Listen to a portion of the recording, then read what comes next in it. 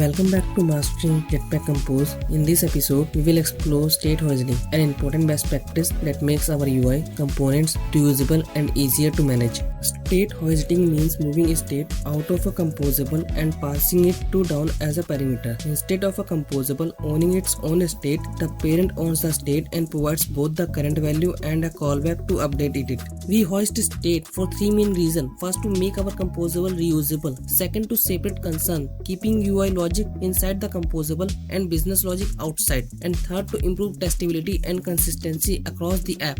Here's a comparison. On the left, the counter composable owns its own state that's uncontrolled. On the right, the parent controls the state and passes it in the state hoisting, which makes the component reusable.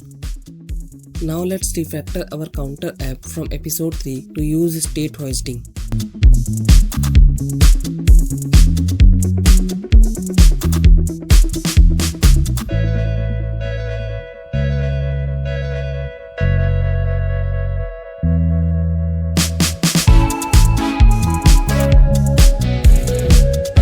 Here's our counter composable from the last episode. It works fine, but the state is trapped inside the composable, which make it less reusable.